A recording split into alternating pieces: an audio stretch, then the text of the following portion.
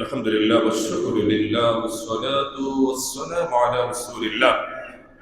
উপস্থিত সম্মানিত মুসল্লিয়ান কিরাম, মুসল্লিয়ান আযম, মুরব্বি বাজার, যুবক ভাইরা, এখন আল্লাহ পাকের মহান হুকুম পবিত্র জুমার নামাজ পড়তে আসা আল্লাহ পাকের প্রিয় বান্দারা, আসুন আমরা সর্বপ্রথম ওই মহান রব্বুল আলামিনের আলিশান সুবহান দরবারে শুকরিয়া জ্ঞাপন করে, যিনি আমাকে এবং আপনাদের সবাইকে অতীব দয়া করে মায়া করে যাচাই বাছাই করে আরবি 12 মাসের অন্যতম একটি শ্রেষ্ঠ মাস, যে মাসটির নাম হচ্ছে জিলকদ মাস। এই জিলকদ চাঁদের দ্বিতীয় জুমার নামাজ আদায় করার জন্য যে আল্লাহ পাক আমাদেরকে কবুল করেছেন, আমরা খুশি না বেজার? তাই আসুন আমরা আলোচনার প্রারম্ভে ওই মহান রব্বুল আলামিনের আলিশান সুবহান দরবারে হৃদয় নিংড়ানো সবটুকু আবেগ অনুভূতি উজাড় করে সমবেত ভাবে সমবেত কণ্ঠে একসাথে সিংহের মতো গর্জন করে চিল্লায় পড়ি আলহামদুলিল্লাহ। তার সাথে সাথে লক্ষ কোটি কোটি দুরূদ ও সালামের নজরানা ওই নবীর নুরানি কদমে, যাকে আমার আল্লাহ তাআলা আজ থেকে ১৫০০ বছর আগে গোটা কুল কায়নাতের জন্য রহমত স্বরূপে জমিনে প্রেরণ করেছিলেন। জোরে বলেন সুবহানাল্লাহ। শুধু তাই নয়, যে নবীজি দুনিয়ার জমিনে হযরতে বাবা আব্দুল্লাহ এবং হযরতে মা আমিনা রাদিয়াল্লাহু তাআলা আনহার মাধ্যমে এই জমিনে যিনি আগমন করেছেন, আমার নবীজি আগমন করি এই জমিনে প্রত্যেকটা উম্মতকে বাবা আমার হক প্রতিষ্ঠিত করা, আদায় করার জন্য তাগিদ দিয়েছেন। জোরে বলুন সুবহানাল্লাহ। তাই আসুন আমরা আলোচনার প্রারম্ভে ওই নবীর নুরানি দরবারে ছোট্ট করে দুরূদ ও সালামের নজরানা পেশ করি, সকলে সম্মিলিত ভাবে পড়ি সাল্লাল্লাহু তাআলা আলাইহি ওয়াসাল্লাম। সময় উপস্থিতি, সময় সংকীর্ণ। আজকে আমাদের আলোচনার বিষয়বস্তু সাবজেক্ট হচ্ছে পিতা মাতার হক তথা বিররুল ওয়ালিদাইন। জমিনে আল্লাহ তাআলা গোটা মানব জাতি সৃষ্টি করেছে। মানব জাতিকে সৃষ্টির পিছনে আল্লাহ তাআলার একটা উদ্দেশ্য আছে, কথা বলে ঠিক কিনা? এই মানব জাতি আগমনের একটা সুন্দর ধারা আছে, সিস্টেম রয়েছে। ওই সিস্টেমটা হচ্ছে বাবা এবং মা। যদিও আল্লাহ তাআলা সর্বপ্রথম যে মানুষকে সৃষ্টি করলেন, আল্লাহ নিজে কুদরতি ভাবে সৃষ্টি করলেন, যার জন্য কোনো বাবা মার প্রয়োজন ছিল না, সেটা হচ্ছে হযরত বাবা আদম আলাইহিস সালাতু ওয়াস সালাম। তার পরবর্তীতে আমরা দেখতে পাই আমাদের আম্মা জান যিনি মা আলাইহিস সালাতু ওয়াস সালাম, তার সৃষ্টিটা হয়েছে, তিনিও বাবা মার থেকে হয়নি, তিনি তার স্বামী আমাদের বাবা আদম আলাইহিস সালাতু ওয়াস সালামের বাম পাজরের হাড়ি থেকে আমার আল্লাহ তাকে সৃষ্টি করেছেন। বলেন সুবহানাল্লাহ। এমনি ভাবে আমার আল্লাহ তাআলা এই জমিনে আমার নবীর আগমনের আগে যিনি নবী ছিলেন, তিনি ছিলেন হযরত ঈসা আলাইহিস সালাতু ওয়াস সালাম। আমরা তার বিষয়ে, তার জীবনীতে অথবা তার দিকে তাকালে আমরা দেখতে পাই হযরত ঈসা আলাইহিস সালাতু ওয়াস সালাম তিনি মায়ের মাধ্যমে জমিনে আগমন করেছেন। বলেন সুবহানাল্লাহ। যার আগমনের জন্য বাবার প্রয়োজন হয় না। তো এই যে নিদর্শনগুলো আল্লাহ কাউকে বাবা মা ছাড়া পাঠালেন, কাউকে স্বামীর মাধ্যমে পাঠালেন, কাউকে মায়ের মাধ্যমে পাঠালেন, বাবার প্রয়োজন হয় নাই। এই নিদর্শনগুলো দ্বারা আমার আল্লাহ বুঝিয়ে দেন, আমি আল্লাহ ইচ্ছে করলে আমার বান্দাদেরকে আমি এমন করে পাঠাতে পারি। বলেন না সুবহানাল্লাহ। আমার আল্লাহর ক্ষমতা আছে কি নাই? চিল্লায়ে পড়েন আল্লাহু আকবার। এবার আসে, আমরা ছোটবেলা থেকে দীর্ঘ সময় বিভিন্ন আলেম ওলামার জবান থেকে আমরা মা বাবার কর্তব্য, মা বাবার দায়িত্ব, মা বাবার হক সম্পর্কে আমরা ছোটবেলা থেকে আলোচনা শুনে আসছি। কথা বলে ঠিক কিনা?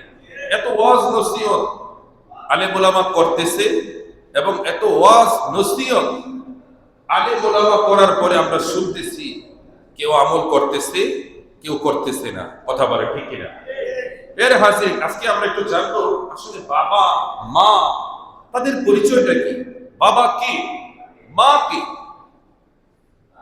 বাবার আরেকটা পরিভাষা হচ্ছে, যেটাকে আমরা যদি বাবা বলি মা আসে, পিতা বললে মাতা আসে, ফাদার বললে মাদার আসে। কথা বলে ঠিক কিনা? ড্যাড বললে মামি আসে, তারপর হচ্ছে আরবিতে বলা হয় বাবাকে বলা হয় আবুল, আর মাকে বলা হয় উম্মুল। বলেন না সুবহানাল্লাহ।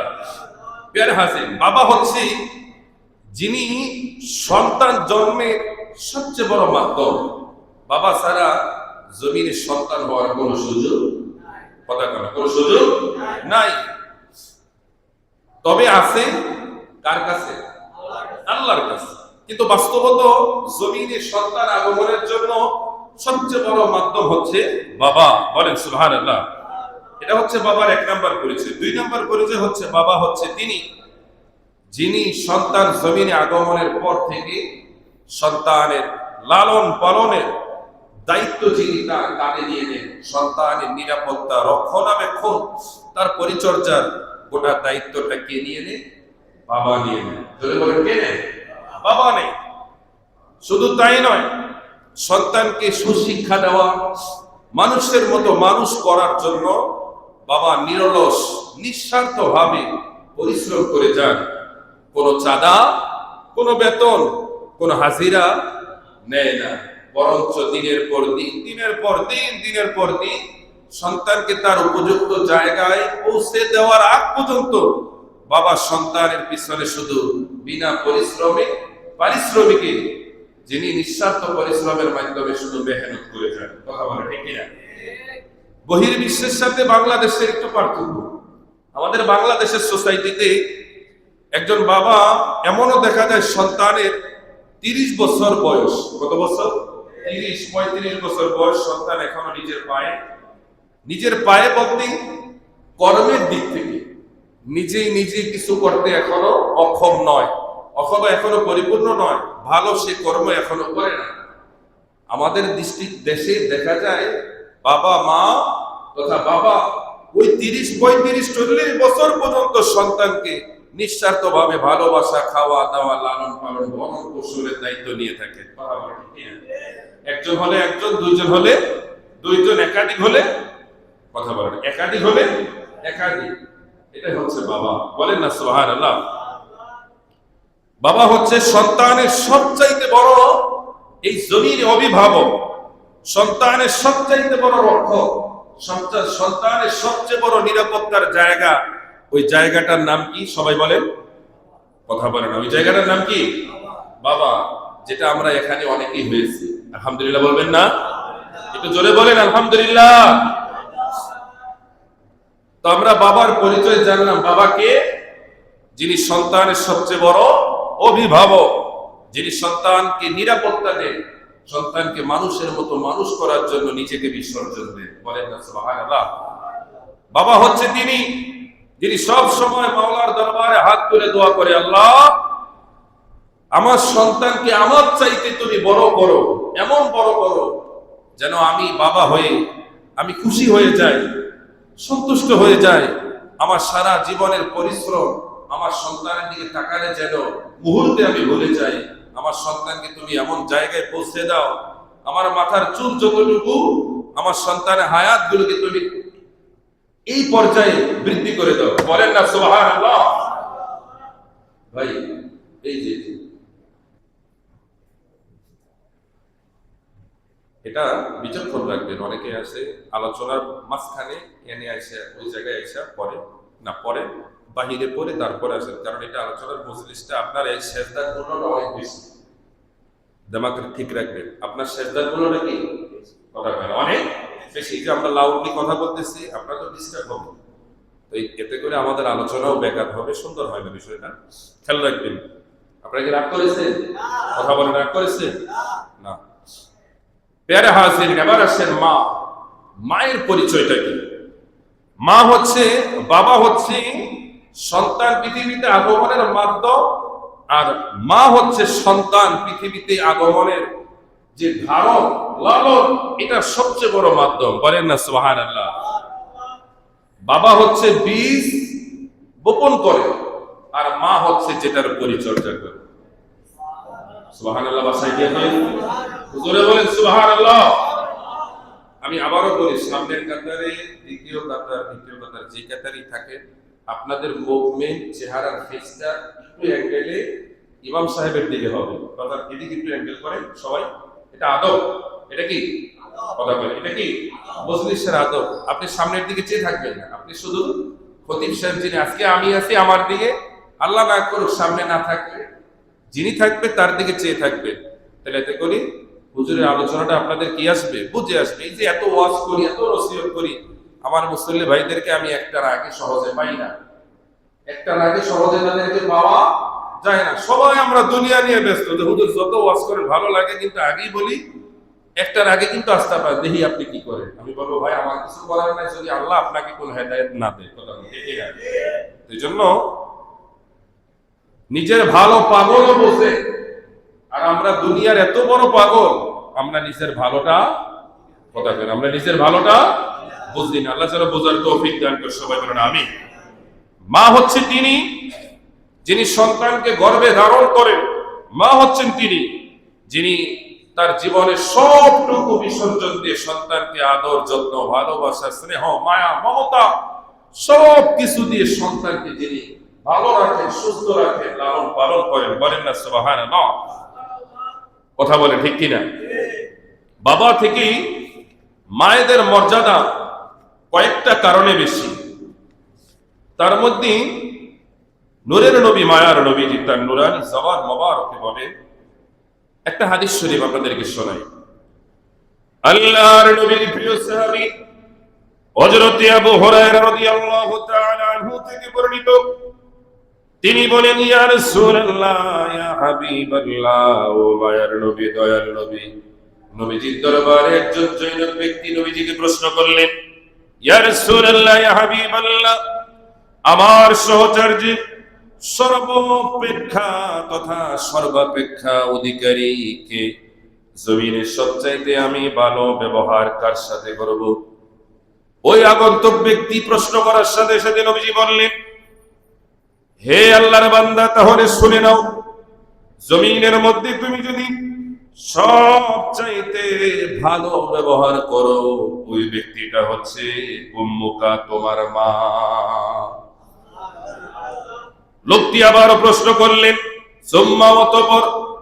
নবীজি বললেন, তাহলে শুনে নাও, তারপরও তুমি যার সাথে সদাচরণ করবে, উম্মুকা, তোমার মা। লোকটি আবারও প্রশ্ন করলেন, ইয়া রাসূলুল্লাহ, ইয়া হাবিবাল্লাহ, সুম্মা, অতঃপর আমি কার সাথে করব? নবীজি বললেন, উম্মুকা, তোমার মায়ের সাথে। লোকটি আবারও প্রশ্ন করলেন, সুম্মা, অতঃপর কার সাথে? নবীজি বললেন, আবুকা, তোমার বাবার সাথে। বলেন না সুবহানাল্লাহ? লোকটি আবারও প্রশ্ন করলেন, ইয়া রাসূলুল্লাহ, তারপরে কার সাথে? সুম্মা। নবীজি বললেন, আদনাকা, আদনাকা, তথা তোমার নিকটতম আত্মীয় স্বজন যারা, পাড়া প্রতিবেশী যারা, তোমার এলাকাবাসী যারা, তাদের সাথে তোমরা উত্তম আচরণ করবে। এই জায়গায় নবীজি 5 শ্রেণীর কথা বললেন। কয়টা? 5। এই 5টার মধ্যে 3টা নিয়ে গেছে মা, একটা বাবা, আরেকটা হচ্ছে নিকটতম আত্মীয় স্বজন। নবীজি বললেন, সাহাবীরে, ও সাহাবী, দুনিয়ার জমিনে সবচাইতে বেশি সদ আচরণ, উত্তম আচরণ, ভালো আচরণ, এর চাইতে কোনো ভালো আচরণ হতে পারে না। ওই আচরণটা হবে মায়ের সাথে, তারপরে মায়ের সাথে, তারপরেও মায়ের সাথে, তারপরে বাবার সাথে। একে একে 3বার মায়ের কথা বললেন। আমরা বাবারা হয়তো মনে মনে চিন্তা করতে পারি, আমরা অত কষ্ট করি। হ্যাঁ, কষ্ট করি। তাহলে আল্লাহ তাআলার প্রিয় হাবিব একে একে 3বার মায়ের কথা বললেন, বাবার কথা কেন 14 নম্বরে বললেন? এটার পিছনে নূরের নবী, মায়ার নবী বলেন, উম্মতের, মা হচ্ছে এমন যিনি বাবার চাইতেও সন্তানের প্রতি তার দায়িত্ব, কর্তব্য, ভালোবাসা, যেটা কয়েকটা দিক থেকে, কয়েকটা গুণের কারণে, কয়েকটা বিষয়ের কারণে বেশি। 1 নাম্বার, নবীজি বললেন, উম্মতের, বাবার চাইতে মায়ের দাম কেন এত বেশি? শুনে নাও। কেননা বাবা সন্তানের জন্য কষ্ট করে, ঠিক আছে, কোনো সন্দেহ নাই, কিন্তু মা সন্তানকে নিজের ছোট্ট পেটে 1 মাস নয়, 2 মাস নয়, একে একে 10টি মাস মা সন্তানকে গর্ভের মধ্যে আশ্রয় দিয়েছে। কথা বলেন ঠিক কিনা? ওই সন্তানের জন্য মনে চাইলেই খেতে পারে নাই, আরাম করতে পারে নাই, সবাই খেতে বসেছে, মাও খেতে বসলেন। ওই সন্তান পেটের ভিতর থেকে আঘাত করলো, মা চিৎকার দিয়ে নিজের ঘরে চলে গেল আর কান্না করতে লাগলেন। সবাই বলা বলি করতে লাগলেন, কেন উঠে গেল? কেউ কেউ বলতে লাগলেন হয়তো ব্যথা পেয়েছে, আঘাত পেয়েছে, খারাপ লাগতেছে। স্বামী গিয়ে একান্ত ভাবে জিজ্ঞেস করলেন, ও প্রিয়তমা স্ত্রী, কেন তুমি খাবারের এই পরিবেশ থেকে, মজলিস থেকে তুমি উঠে আসলে? স্ত্রী চোখের পানি ছেড়ে দিয়ে বলল, স্বামী আমি তো আসি নাই, আপনার দেওয়া যে নিয়ামত আমি আমার গর্ভে ধারণ করেছি, ওই সন্তান পেটের ভিতর থেকে আমাকে আঘাত করে পানি বের করে দিয়েছে, আর আমি মা ইচ্ছে করলো ওই জায়গায় খাবো তো দূরের কথা, বসে থাকাটাও আমার জন্য কষ্ট হয়ে যায়। আল্লাহু আকবার। এটাই হচ্ছে মা। ওই মা যিনি গভীর রজনীতে বাবা ঘুমিয়ে আসি, আরে আমরা ঘুমিয়ে থাকি, আমার সন্তান প্রস্রাব করে, পায়খানা করে, কোন সময় সন্তান প্রস্রাব করে, পায়খানা করে, এটা পরিষ্কার পরিচ্ছন্ন হয়ে যায়, আমরা বাবা হয়ে সন্তানকে সকালবেলা কিন্তু অপরিচ্ছন্ন পাই না, পরিষ্কার পাই।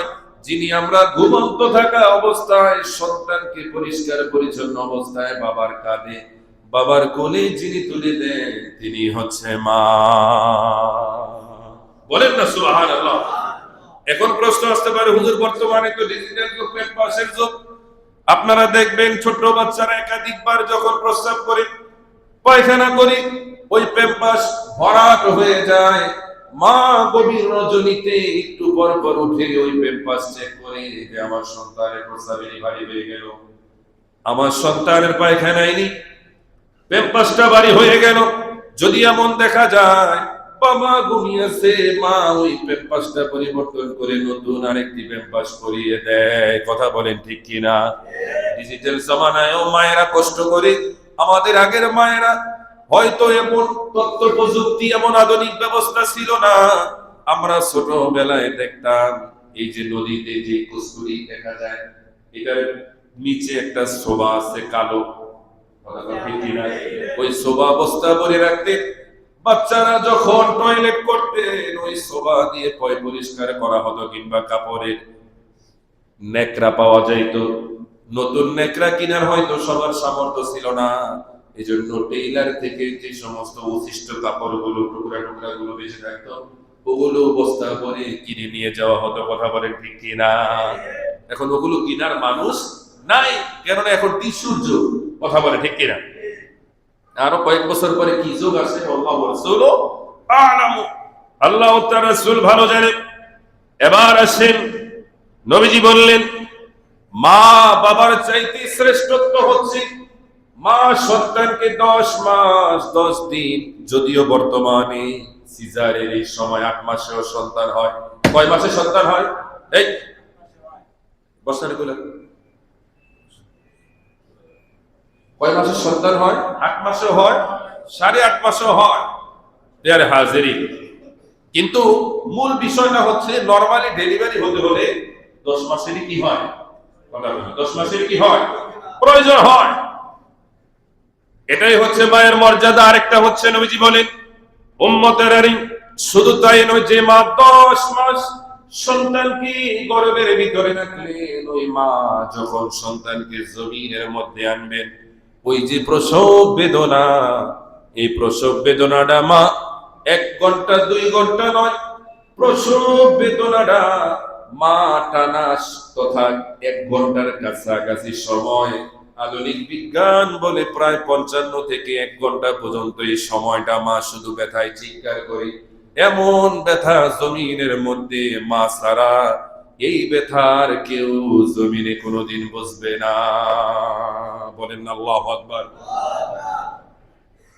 প্যারে হাজিরিন, এই মায়ের ব্যথাটা এত ব্যথা, এজন্যই আল্লাহ তাআলা মহাগ্রন্থ আল কোরআনে মায়েদের আলোচনা শুরুতে রব্বুল আলামিন বললেন, সূরা বনী ইসরাঈলের 3য় পৃষ্ঠার মধ্যে রয়েছে, আল্লাহ পাক বলেন ওয়াকাদা রাব্বুকা আল্লা তা'বুদু ইল্লা ইয়্যাহু ওয়া বিল ওয়ালিদাইনি ইহসানা। বলেন না সুবহানাল্লাহ। আল্লাহ পাক মায়েদের আলোচনা করলেন। আল্লাহ পাক বললেন, ইয়া রাসূলুল্লাহ, ইয়া হাবিবাল্লাহ, আপনার প্রতিপালক আপনাকে আদেশ দিয়েছেন তিনি ব্যতীত আর অন্য কোন কারো ইবাদত করা যাবে, একটু কথা বলে না, যাবে না। শুধু তাই নয়, ওয়াবিল ওয়ালিদাইনি ইহসানা, আর পিতামাতার সাথে সত্য ব্যবহার করবে, ভালো ব্যবহার। কি ব্যবহার? আমাদের ভালো ব্যবহার থাকে শ্বশুর শাশুড়ির জন্য, কথা পাই না, আমাদের সবচাইতে ভালো ব্যবহার শ্বশুর শাশুড়ি, আব্বা আম্মা, আছে কি নাই? শ্বশুর শাশুড়ির জন্য ভালো ব্যবহার করেন, নিষেধ নাই। কিন্তু শ্বশুর শাশুড়ির চাইতে হাজার হাজার গুণ বেশি ভালো ব্যবহারের যিনি হকদার তিনি হচ্ছেন বাবা মা। কিন্তু বর্তমান সমাজে চিত্রটা বিপরীত, কথা কর ঠিক কিনা? কত শাশুড়ির সাথে সম্মান, শ্বশুরের সাথে সম্মান, এর 10 ভাগের 1 ভাগও বাবা মার সাথে সন্তান কুলাঙ্গার দেয় না। এরকম কুলাঙ্গার আছে কি নাই? কথা কয় না, আছে কি নাই? অনেকে করে হুজুর আছে কইলে তো আমিও আছি, কথা কয় আছে যদি বলতে হয় তো আমিও আছি। আল্লাহ যেন আমাদেরকে হেফাজত করে, সবাই বলেন আমিন। এবার আসেন মায়ের সেই প্রসব বেদনার সম্পর্কে আল্লাহ তাআলা এত গুরুত্ব দিয়েছেন। অপর অংশে আল্লাহ তাআলা বলতেছেন, ইম্মা ইয়াবলুগান্না ইনদাকাল কিবারু আহাদুহুমা আও কিলাহুমা ফালা তাকুল লাহুমা উফিন ওয়া লা তানহারহুমা ওয়া কুল লাহুমা কওলান কারীমা। বলেন আল্লাহু আকবার। আল্লাহ তাআলা বললেন, তাদের একজন অথবা উভয় যদি তোমরা তোমাদের জীবন দশায় তাদেরকে যদি তোমরা পাও বার্ধক্যে উপনীত হলে, ও সন্তানেরা, ও আমার বান্দারা, তোমরা তোমাদের ব্যবহার দ্বারা তাদেরকে এমন কোনো কষ্ট দেবে না যাতে করে তোমাদের ব্যবহারের কারণে তারা যেন তাদের জবান দ্বারা যেন উফ শব্দটা ব্যবহার না করে। আমরা উফ কোন সময় ব্যবহার করি? যখন আনন্দ পাই না ব্যথা পাই? কথা কয় না। আমরা উফ কোন সময় ব্যবহার করি? আনন্দ পাই না ব্যথা পাইলে?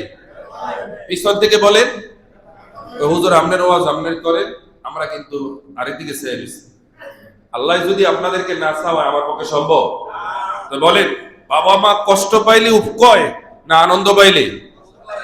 একটু আমার দিকে তাকান সবাই, ওই যে সাদা পাঞ্জাবি, একটু আমার দিকে তাকান।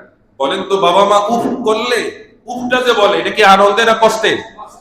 সবাই বলেন, জোরে বলেন, কষ্টে। এই কষ্ট আমরা দিতে চাই? কথা কয় না, দিতে চাই। অথচ আল্লাহ তাআলা বলতেছেন, বান্দা তোমাদের ব্যবহার দ্বারা যেন বাবা মা উফ শব্দটা ব্যবহার না করে। এবার আল্লাহ তাআলা বলতেছেন, শুধু তাই নয়, তাদেরকে তোমরা ধমক দিবে না, তাদের সাথে তোমরা সম্মান সূচক কথা বলবে, আচরণ করবে। যদি আপনার মনে হয় আমি কথা বললে বাবা মার প্রতি অসম্মান হবে, চুপ থাকবে। কি থাকবে? কথা কয় না, কি থাকবে? চুপ থাকবে। আরে বাবা মা এমন একটা সাবজেক্ট, সাহাবীরা কয়েকজন এসে নবীজির দরবারে আসলেন, এসে বলতেছে, ইয়া রাসূলুল্লাহ, অমুক যুবক মৃত্যু সজ্জায়, কিন্তু তার জবান দ্বারা কালেমা আসতেছে না। নবীজি বুঝে গেলেন, ডাল মে কুছ কালা হে, কিছু একটা সমস্যা আছে। সাহাবীরা উপস্থিত, বারবার তাকে কালেমার তালকিন দিতেছে, কিন্তু তার জবান দ্বারা কালেমা আসে না। নবীজি সাহাবীদেরকে বললেন, সাহাবীরানি, তোমরা গিয়ে যুবকের বাড়িতে খোঁজ নাও, গিয়ে তোমরা তালাশ করো তার বাবা মা কে জীবিত আছে। কিছুক্ষণ পরে সাহাবীরা এসে বললেন, ইয়া রাসূলুল্লাহ, ইয়া হাবিবাল্লাহ, ওই যুবকের বাবা নাই, কিন্তু তার মা জননী জীবিত রয়েছে। নবীজি বললেন, সাহাবীরা তোমরা যাও, মা জননী যদি আমি নবীর কাছে আসে তাহলে তো আলহামদুলিল্লাহ, না আসলে আমি নিজেই যাব। মহিলার সাথে নবীজির সাক্ষাৎ হলো। নবীজি বললেন, মা আপনি কি কোনো কারণে আপনার সন্তানের প্রতি অসন্তুষ্ট? কোনো কারণে আপনি কি সন্তানের প্রতি নাখুশ রয়েছে? ওই মহিলা চিৎকার দিয়ে বললেন, ইয়া রাসূলুল্লাহ, ইয়া হাবিবাল্লাহ, নবী গো, না না না, আমি মা হিসাবে আমার সন্তান আমার সব দায়িত্ব পালন করেছেন। বলেন না সুবহানাল্লাহ। নবীজি বললেন, তারপর আমি বলতেছি, আপনি কি কোনো কারণে কোনো বিষয় সন্তানের প্রতি অসন্তুষ্ট কিনা? মা চিৎকার দিয়ে বললেন, ইয়া রাসূলুল্লাহ, আমার সন্তান আমার দায়িত্ব লালন পালনে কোনো কমতি করে নাই, সেবা যত্নেও কোনো কমতি করে নাই, তবে হ্যাঁ, একটা ব্যাপারে আমি আমার সন্তানের প্রতি সবসময় অসন্তুষ্ট থাকতাম। বিষয়টা কি? মা বললেন, আমার সন্তান বিবাহ করার পরে তার জীবনের সবচাইতে গুরুত্বপূর্ণ ডিসিশন গুলো সে তার স্ত্রীকে বেশি প্রাধান্য দিত, আমি মাকে সে মূল্যায়ন করতো না। এই বিষয়টা আমি মায়ের কষ্ট লেগেছে, আঘাত লেগেছে, এই বিষয়টার প্রতি আমি আমার সন্তানের প্রতি না করছিলাম। ওই মাকে নবীজি বললেন, ও মা, আপনি আপনার সন্তানের প্রতি আপনার এই নাখোশে অসন্তুষ্টতা তুলে নিন, কেননা আপনার সন্তান এখন মৃত্যুর সাথে পাঞ্জা লড়ছে, জীবন মৃত্যুর সন্ধিক্ষণে। এখন তার জবান দ্বারা যদি কালেমা না আসে, সন্তান বেঈমান হয়ে জাহান্নামী হয়ে যাবে। বাবা, আপনি আপনার সন্তানকে ক্ষমা করে দিন, আর আপনার সন্তানকে কালেমা নিয়ে মৃত্যুবরণের সুযোগ করে দিন। বলেন না আল্লাহু আকবার। তাইলে মায়ের সন্তুষ্টি সন্তানের মৃত্যুর সময় কালেমা কি হয়ে যায়? নসিব হয়ে যায়। মায়ের অসন্তুষ্টি সন্তানের মৃত্যুর সময় তার কপালে কালেমা নসিব থাকে না। মায়ের সন্তুষ্টি আমরা চাই কি চাই না? আর স্ত্রীর সাথে পরামর্শ করা, এটা তো অন্যায় কথা বলে, অন্যায়?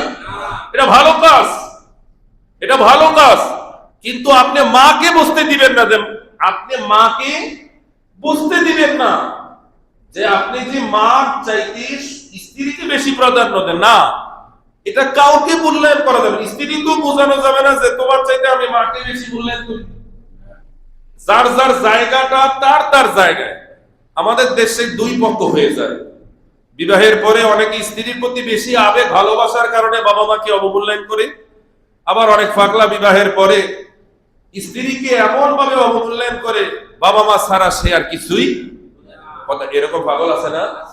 আবার এমনও আছে স্ত্রী ছাড়া কিছুই বোঝে না, বাবা খাইলো না, মরলো না, বাঁচলো, কোনো দেহার টাইম কথা কর, ঠিক কিনা? তো আমরা এই উভয় পক্ষকে পুরুষের মধ্যে আনতে আমার পক্ষে সম্ভব না।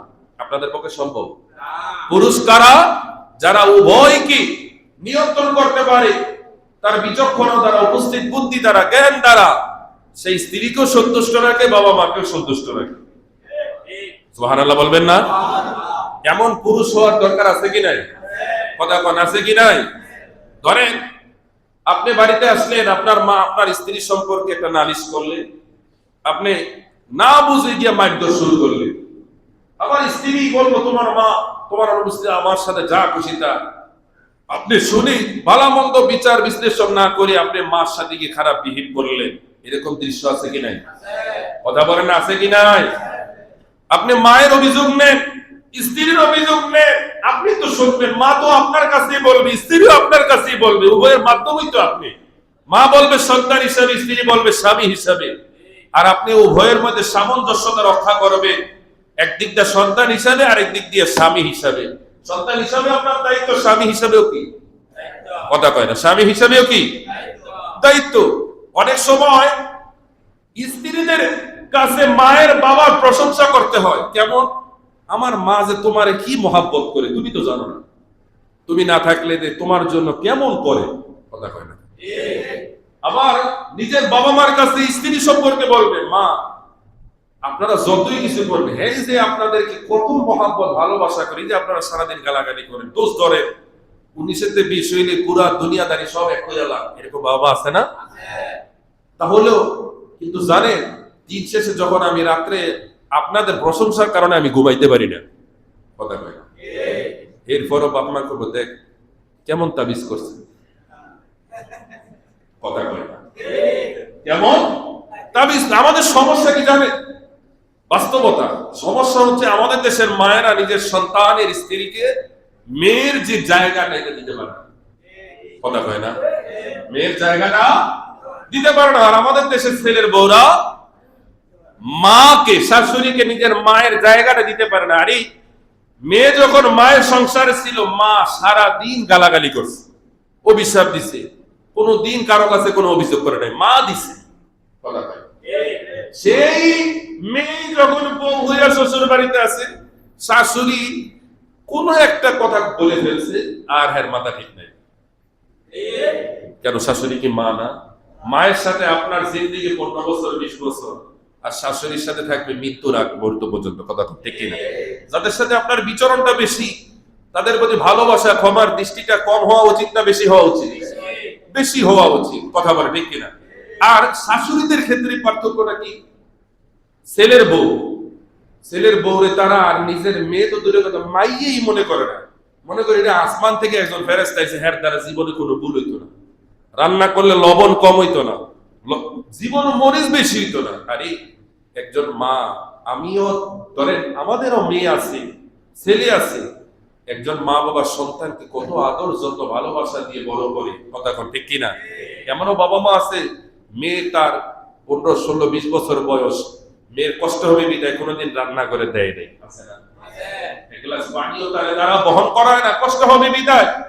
ওই মেয়েটা শ্বশুর বাড়ির দিকে রান্না বাড়ি কিছুই বোঝে না, সে তো কিছুই জানতো না। একের পর এক খোসা ননদ শাশুড়ি বলে কিছুই হিগায় নাই বাপ নাই। কথা কন। আরে কেউ তো শিখে আসে না, আপনি শিখান না, আপনি নিজের মতো করে তৈরি করেন না, চেষ্টা করেন না।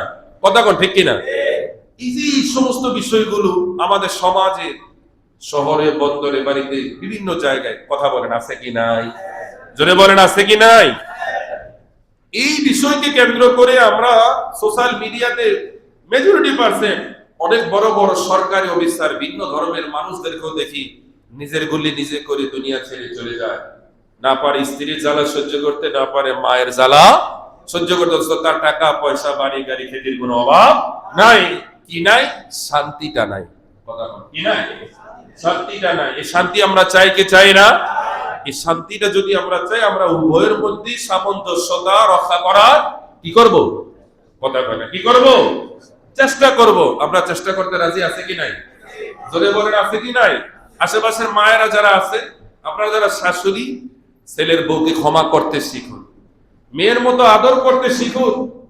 ধরেন এক শাশুড়ি তার বান্ধবীর সাথে গল্প করতেছে, জিজ্ঞাসা করা হলো যে তোমার মাইয়া যে বিয়া দিলা জামাই কেমন হয়েছে?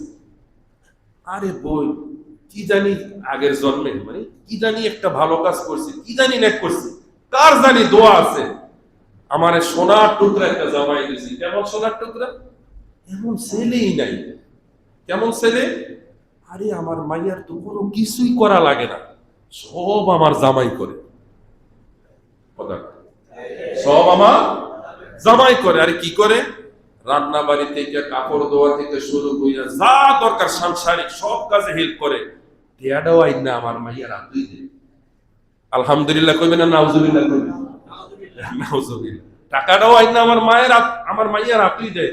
আমার মাইয়াদের কি সুখ! আমি তো এই সুখ দেখে আমি খালি আল্লাহর দরবারে শুকরিয়া আদায় করি। হয় বই তোমার মতো ভাগ্য কি হবাই আছে? আমার মাইয়ারা কি দে হইলো, কি যে হইলো, জামাইয়ের কথায় ওঠে আর বয়, ওঠে আর বয়। আর তোমার ভাগ্য, তোমার মাইয়ার কথায় জামাই ওঠে আর বয়। তো বই তো মাইয়ার কথা তো শুনাইলাম, তো এবার ফোলা যে বিয়া করাইলে তো ফোলা কি খবর? তো এবার বলতেছে বই আর কইস না, তো ফোলার কথা বলে তোমার মনটা খারাপ হয়ে গেল। কি ডারে লই আইছি? কি লইছো? কি লইছো? বই আমার ফোলায় বাইরে যাইতে না, সারাদিন ঘরের ভিতরে। আর কথা বলে সারাদিন ঘরের ভিতরে কোন কাম বউরে মানে করে না, আমার ভোলাই করে। আমার ভোলার জীবনটারে পুরো তেজপাতা বানাই লাইছে, তছনছ করে লাইছে। আমাদের দিকে খেয়ালই নাই। সারাদিন বউ ডাইনে করে ডাইনে, বাই করে বাই, সামনে করে সামনে, পিছনে করে হ্যাঁ দিন হ্যাঁ নাই সব হ্যাঁ। বোন কিদারে লইছি, কিদারে লইছি বল, দোয়া করে যেন এই বাল্লাটা দূর হয়। কথা ঠিক না? এরকম শাশুড়ি আছে না? মূল বিষয়টা হচ্ছে যেই শাশুড়ি নিজের মা, নিজের মেয়ের সুখটা 10 জনের সামনে মাইক ছাড়া জোরে জোরে আরাম করে, কিন্তু একদিন নিজের ছেলের সুখটা সহ্য হয় না। কথা বলেন আছে কি নাই? জোরে বলেন আছে কি নাই? না, এরকম করা যাবে না। আমাদের একটা কাজ আছে, আমরা শ্বশুর যখন হব আমাদের একটা দায়িত্ব আছে। আপনি শ্বশুর হওয়ার পরে দেখবেন আপনার স্ত্রী আপনার ছেলের বউ সম্পর্কে যত অভিযোগ আপনার কাছে একই। আপনি তাকে বোঝাবেন, আরে তুমি তো এক সময় বলছি তুমিও তো এক সময় বলছিলে আমি কি তোমার কাজ করে দেই নাই, তোমাকে সহযোগিতা করি নাই, তোমার চাহিদা পূরণ করি নাই, তাহলে তোমারটা যদি আমি পারি আমার ছেলের বউটা আমার ছেলে কেন পারবে না? কথা কয় না। আর আপনিও যদি তালে তাল মিলান তাহলে আগে যাও এক হইয়া একেবারে খিচুড়ি একেবারে শেষ করে দিব। কথা কয় ঠিক কিনা? এই জন্য আমাদেরও দায়িত্বশীল হতে হবে, পুরুষ পুরুষের মতো হতে হবে, কুপুরুষ না, আমরা সুপুরুষ হতে চাই। কথা বলে ঠিক কিনা? ছেলে হিসাবে ছেলের দায়িত্ব, স্বামী হিসাবে কথা কয় না, আমি তো বিয়ে করি নাই, করলে এই সময় স্বামীর দায়িত্ব পালন করবেন। সবাই বলে ছেলে হিসাবে ছেলে, স্বামী হিসাবে স্বামীর দায়িত্ব যদি আমরা যদি করতে পারি, আলহামদুলিল্লাহ আলহামদুলিল্লাহ, আমাদের মাও ঠিক থাকবে। কথা কয় না, মাও ঠিক থাকবে, বউ ঠিক থাকবে। তো মা বউ ঠিক রাখার দায়িত্বটা কাদের? কথা কয় না, সবাই তো জোরে বলেন। আমার মা বোন কি আরেকজনে ঠিক করবো? বলেন না আমাদের। সবাই বলেন কাদের? আমরা ঠিক করতে চাই কি চাই না? জোরে বলেন না, চাই কি চাই না? আমরা অনেকে মা বাবা হারিয়েছি, মা বাবার আমাদের অনেক দায়িত্ব কর্তব্য, অনেক আলোচনা আছে, একটু ডিফারেন্ট অন্যভাবে আমরা একটু আলোচনা করলাম। আল্লাহ যেন আমাদেরকে কবুল করে। সবাই বলেন আমিন। নবীজি বলেন কোন সন্তান যদি বাবা মার কবর জিয়ারত করে, কি করে? কবর জিয়ারত করে আল্লাহ তাআলা ওই সন্তানের জন্য যখন সন্তান মারা যাবে, যদি দুনিয়ার কেউ তার কবর জিয়ারত না করে, রহমতের ফেরেশতারা তার জন্য কবরে দাঁড়িয়ে যাবে। সুবহানাল্লাহ। বাসায় গিয়া কইয়ে আরো জোরে বলেন না সুবহানাল্লাহ। তখন পুরুষের আওয়াজ এসে আমরা কেমন দুনিয়ামুখী, সুবহানাল্লাহ বলতেও আমাকে ৩-৪ বার বলা লাগে। বলেন সুবহানাল্লাহ, আলহামদুলিল্লাহ, আল্লাহু আকবার, লা ইলাহা ইল্লাল্লাহ, ইয়া রাসূলুল্লাহ, ইয়া হাবিবাল্লাহ, ইয়া নবী আল্লাহ। আমরা আল্লাহ পাকের খুশি চাই কি চাই না? আমরা নবীর খুশি চাই কি চাই না? তাইলে মা বাবার খেদমত লাগবে কি লাগবে না? যারা মা বাবা হারিয়েছে কবর জিয়ারত লাগবে কি লাগবে না? মা বাবার জন্য দান সদকা লাগবে কি লাগবে না? মা বাবা যাদেরকে ভালোবাসতেন, ওঠা বসা করতেন, তাদের সাথে উত্তম আচরণ লাগবে কি লাগবে না? জোরে বলেন লাগবে কি লাগবে না? আল্লাহ যেন কবুল করে। সবাই বলেন আমিন। যার মা আছে তার কয়টা জান্নাত? সবাই বলেন একটা। যার বাবা আছে তার কয়টা জান্নাত? 2টা। যার মানে যার মা আছে একটা জান্নাত, বাবা আছে একটা জান্নাত, কিন্তু যার 2টা আছে, কথা কয় না, কয়টা জান্নাত? আমাদের মা বাবা আমাদের জন্য জান্নাত, আবার আমাদের মা বাবা আমাদের জন্য জাহান্নাম। এবার বলেন বাবা মাকে নিয়ে আমরা জান্নাতে যেতে চাই? কথা কয় না, সবাই বলেন আরো জোরে। না জাহান্নামে যেতে চাই? জান্নাতে যেতে চাই। তাহলে মা বাবার খেদমত লাগবে কি লাগবে না? উত্তম আচরণ লাগবে কি লাগবে না? আল্লাহ পাক যেন কবুল করে। সবাই বলেন আরো জোরে বলেন আমিন। ওয়া আখিরু দাওয়ানা আলহামদুলিল্লাহি রাব্বিল আলামিন। যারা আমরা পরে এসেছি তারা কাবলা জমা আদায় করি।